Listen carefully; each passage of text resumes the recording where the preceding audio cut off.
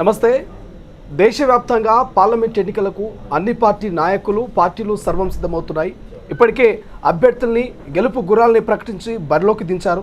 So ఈ నేపథ్యంలో ఇక రాష్ట్ర రాజకీయాల విషయంకి వస్తే కాంగ్రెస్ పార్టీ అభ్యర్థుల్ని ప్రకటించింది. దాదాపు 14 మంది అభ్యర్థుల్ని ప్రకటించి బరిలోకి దించినటువంటి సందర్భం.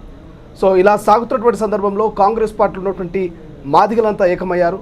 మాకు అన్యాయం జరిగింది, గత అసెంబ్లీ ఎన్నికల్లో కూడా మేము అనుకున్నటువంటి సీట్లు మాకు రాలేకపోయాయి. సో పార్లమెంట్ ఎన్నికల్లో కూడా మాకు అన్యాయం జరిగింది. మోత్కుపల్లి నరసింహ గారు ఈరోజు మీడియా సమావేశాన్ని ఏర్పాటు చేశారు. అసలు మీడియా సమావేశం ముఖ్య ఉద్దేశం ఏంటి, మాదిగల డిమాండ్ ఏంటి, ఒకసారి మాట్లాడే ప్రయత్నం చేద్దాం. సార్ నమస్తే. సో మాజీ మంత్రులుగా దాదాపు 30 ఏళ్ల పాటు మీరు సుదీర్ఘంగా రాజకీయాల్లో ఉన్నారు. సో ఎమ్మెల్యేలుగా గెలుస్తూ వచ్చారు. సో మాదిగలకు ఒక పెద్ద దిగ్గా ఉన్నారు మీరు కాంగ్రెస్ పార్టీలో. సో మీ దగ్గరికి తీసుకొచ్చినటువంటి డిమాండ్ ఏంటి? సో మీరు ప్రభుత్వం ఏం కోరుకుంటున్నారు ప్రభుత్వం నుంచి? ప్రభుత్వం పార్టీ ఏదైనా కూడా సామాజిక న్యాయం అనేది ఒకటి ఉంది. ఆ సామాజిక న్యాయం జరగాలనే కదా ఈ పోరాటాలన్నీ జరుగుతూ ఉన్నాయి. ఇప్పుడు రకరకాల కులాల్లో కూడా జరుగుతూ ఉన్నాయి. ముఖ్యంగా ప్రజలు చైతన్యవంతులు అయ్యారు, చదువుకున్నారు, వాళ్ళ హక్కులు వాళ్ళు పొందే ప్రయత్నం చేస్తారు. వాళ్ళ హక్కులు వాళ్ళకి ఇచ్చి వాళ్ళని గౌరవించాల్సిన బాధ్యత ప్రభుత్వాల మీద ఉంటుంది, ఏ ప్రభుత్వం అన్నా కానీ.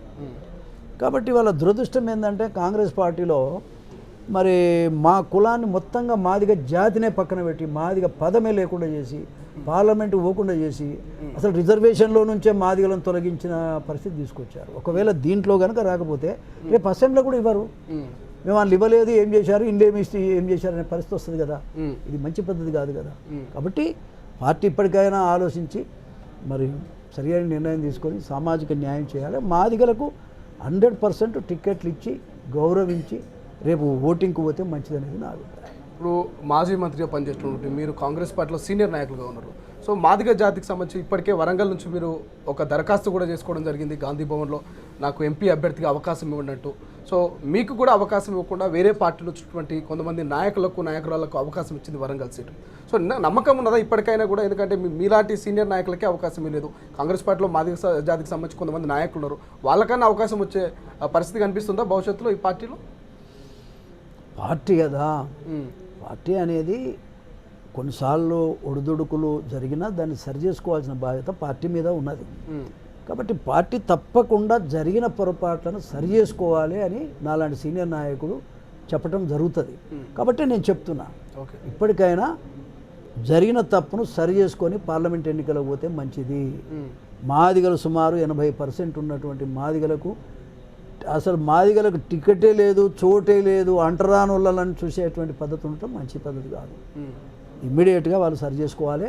లేకపోతే మాదిగలకు రిజర్వేషన్ల నుంచి తొలగించే పరిస్థితి వస్తే ఖచ్చితంగా మాదిగ జాతి మొత్తం తిరగబడే పరిస్థితి ఉంటుంది. అటువంటి పరిస్థితి రాకూడదని నా కోరిక. ఇప్పుడు మోత్కుపల్లి గారికి కాంగ్రెస్ పార్టీ అధికారంలోకి రాకముందు, అధికారంలోకి వచ్చినాక ఏమైనా ప్రాధాన్యత తగ్గించిరా, లేకపోతే మీరు ప్రాధాన్యత మీరు తగ్గించుకుంటున్నారా? ప్రభుత్వం తగ్గించిందా, మీరు తగ్గించుకుంటారు? ఎందుకంటే పెద్దగా కనిపించట్లేదు ఎక్కడ ముఖ్యమంత్రి గారిని కలవడం కావచ్చు, ఇతర వేదికల మీద కూడా పెద్దగా మోత్కుపల్లి గారి ప్రాధాన్యత మాకు కనిపించట్లేదు. కారణం ఏమై ఉండొచ్చు? ప్రాధాన్యత కనిపించలేదని అడుగు, కానీ ప్రాధాన్యత నేను తగ్గించుకోవటం ఏంటి? క్వశ్చన్ బాగాలేదు ఒకటి.